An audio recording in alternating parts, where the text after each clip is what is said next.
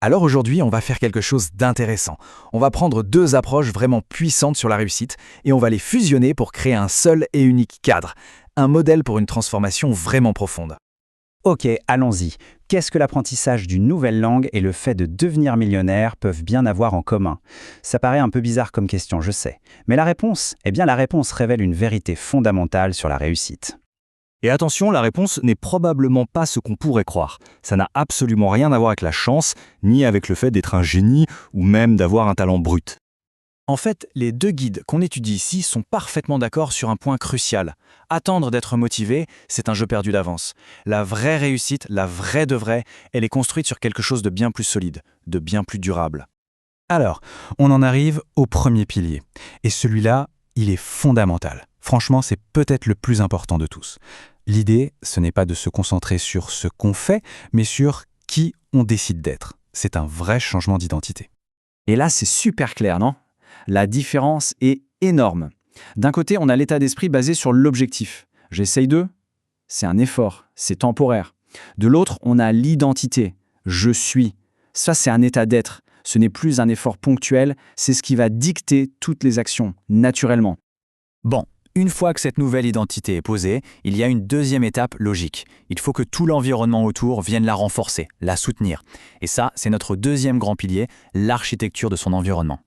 Quand on se demande qui est dans mon entourage, la question est plus profonde qu'il n'y paraît. Il ne s'agit pas seulement des personnes physiques avec qui on passe du temps, non. Il s'agit surtout des voix, des idées, des influences qu'on laisse s'entrer dans sa tête jour après jour. Alors là, la citation est, disons, directe. On ne deviendra jamais millionnaire si on ne peut pas exclure les personnes fauchées de sa vie. Ça peut sembler dur, voire brutal, mais ça vient d'un constat très concret. Quand on se fixe de grands objectifs et qu'on est entouré de gens qui doutent, qui critiquent, eh bien, cette nouvelle identité qu'on essaye de construire, elle est constamment attaquée, sabotée. Du coup, la solution, c'est quoi?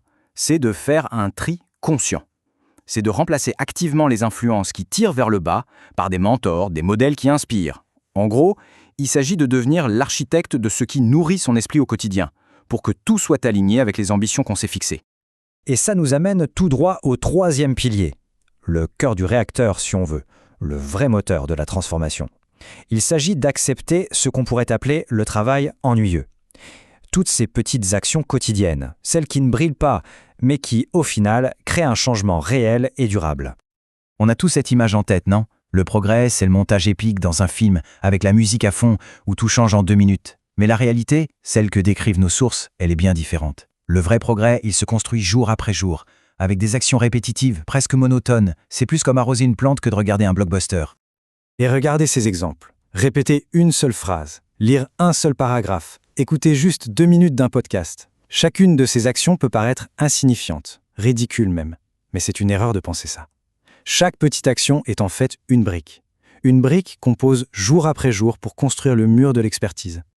Mais alors, on fait quoi les jours où on n'a pas l'énergie? Les jours sans. C'est là que l'idée du minimum vital est géniale. La constance, ce n'est pas être à 100% tous les jours. C'est impossible. C'est simplement de faire le strict minimum, même quand ça ne va pas, juste pour envoyer un message à son propre cerveau « Je n'abandonne pas. Je suis toujours là. » On ne lâche pas, on ajuste. Allez, on attaque le dernier pilier. Celui-ci est un peu radical.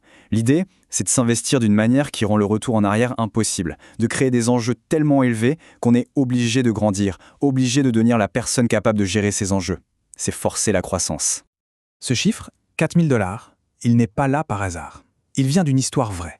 L'histoire de quelqu'un qui a investi cette somme dans une formation sans avoir l'argent. C'était un pari énorme. Et c'est justement cette pression, ce risque, qui l'a forcé à se transformer, à devenir la personne capable de faire fructifier cet investissement. L'identité a suivi l'engagement. Et cette phrase de Grant Cardone résume ça parfaitement. Si on n'investit pas de temps et d'argent, on n'aura jamais de temps et d'argent.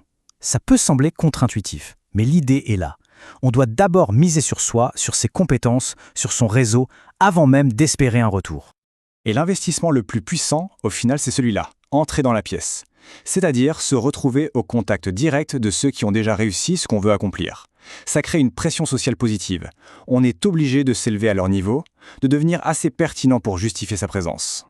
Ok, on a nos 4 piliers, l'identité, l'environnement, le travail ennuyeux et l'investissement. Comment on fait le lien entre tout ça? Comment on passe du concept à la réalité? Eh bien, en connectant cette nouvelle identité à des actions quotidiennes, des actions concrètes, mesurables. Devenir millionnaire, par exemple, ça semble être une montagne, un truc abstrait, presque magique. Mais en fait, c'est juste un problème de maths.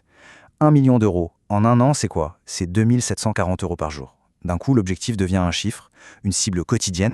Et là, la boucle est bouclée. On relie le rêve immense, l'identité de millionnaire, à l'action quotidienne ennuyeuse, atteindre ce chiffre. C'est la même logique pour tout. Quelqu'un qui veut parler une nouvelle langue, son chiffre quotidien, c'est peut-être 10 nouveaux mots. Son minimum vital, un seul mot. L'important, c'est d'avoir un chiffre. Donc au final, tout se résume à une question. La personne qu'on veut devenir, elle existe déjà dans l'idée. Et cette personne, qu'est-ce qu'elle fait aujourd'hui?